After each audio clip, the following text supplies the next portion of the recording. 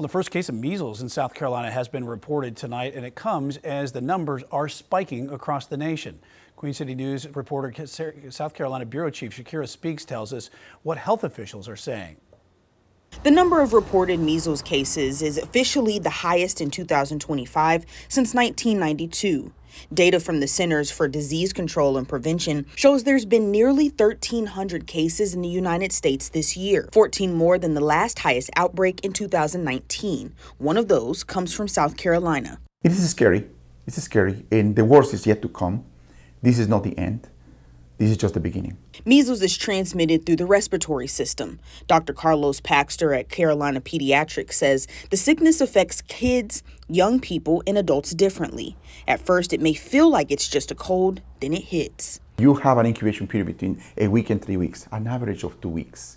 And you start with a runny nose, a cough, a fever, just like any regular cold.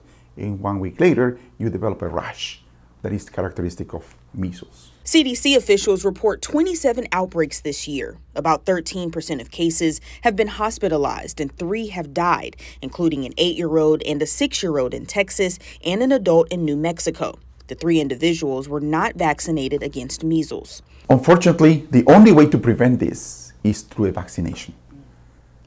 And it's pretty secure. The rate of success with the vaccination is 97%. So you get 2 vaccines for measles, you are 97% protected against this disease. Measles was considered eliminated in the United States in 2000. Vaccines normally begin at 1 year old, and at 4 years old, the second dose is given. Paxter says when 95% of the community is vaccinated, the disease can be eliminated. The problem now is that some parents are choosing not to vaccinate. And when this happens, then the level of protection starts to decrease. Then when less than 95% people vaccinate, then we have the resurgence of this condition. If parents choose to go unvaccinated or keep their children unvaccinated and the disease is contracted, Paxter says the results could lead to a weakened immune system. Fort Mill School District Representative Joseph Burke says the district requires vaccinations for students, but if a case arises, it will follow guidance from the Department of Public Health. Paxter encourages everyone to get their antibodies checked to make sure your immune system is fully protected. And I have taken care of patients with measles in my country, Guatemala. And I've seen kids dying with measles in my arms. So I'm passionate about it because I don't want to see this again. Reporting in South Carolina, Shakira Speaks, Queen City News.